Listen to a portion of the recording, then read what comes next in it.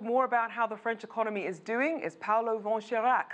He's president of the Global Policy Institute here in Washington, D.C. Welcome. Thank you. So are you surprised about President Macron's popularity dipping, given the stronger economic data that we've been seeing? Well, you know, there was how can I say, a lot of great enthusiasm when he got elected and he presented this incredible transformation agenda.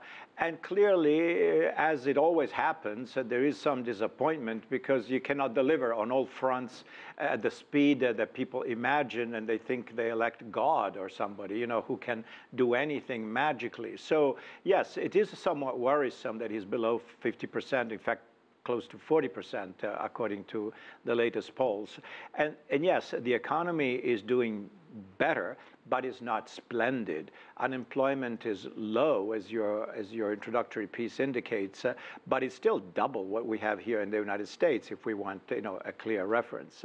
So things are, and there's a lot of people who are afraid of labor mobility. There are many, many protected workers, especially those who work for the state-owned enterprises in France, who don't like the idea of mobility a little bit because they're used to the notion of having a safe job. They cannot be fired. They have mandatory, you know, generous pensions and what have you. So there is uneasiness and still a lot of adjustment. Now, from Macron's perspective, he saw this as a way to really modernize France's labor market. But his critics say this actually weakens union powers and really strengthens the employer's position when it comes to hiring and firing.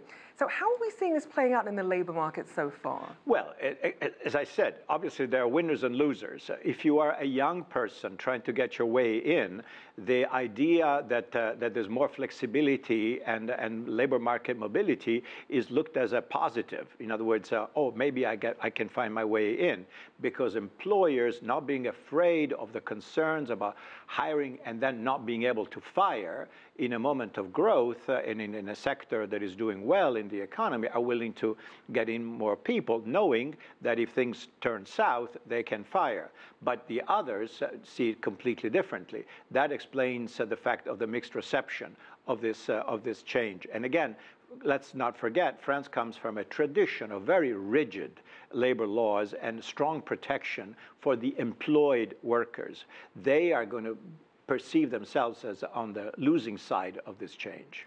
Now, as we know, Macron is widely considered a very pro-business president. So tell us about some of his other business and economic agenda that he's trying to push through. Well, there's a lot going on. I mean, there's this grand plan of new sectors that the government would like to push forward.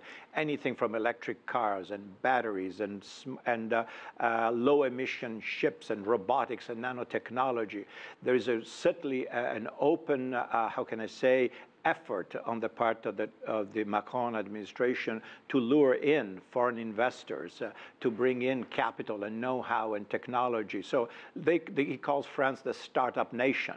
So this is just to give this impression we're young, like he is, we want to go places, we're not done here, we're just beginning all this, and believe in us, believe in our talent, in our abilities, and you'll see wonderful things going forward. And so this is all about successful investments and technology and what have you. The question is how fast and how far can you go in a limited period of time? After all, he's been in office for less than a year now, it seems to be, yes. Now, last month, Macron admitted that it may take about 2 years before his economic reforms will really bear fruit. How much patience do you think people have, and what's your outlook, do you think, for the next coming year? Well, that's really tough, because this is really mostly about perception, not so much about reality, but where the majority of within the French society, where they see the country going. Do they trust this young president who, after all, let's not forget, never held any public office prior to becoming president, and now the leader of the largest party in the parliament, which he created in a matter of weeks. So all this is kind of a strange concoction. So I think that perhaps the French are willing to give him the benefit of the doubt and say, okay, let's give him a little more time before we say, this is not working and we need to find alternatives and what have you.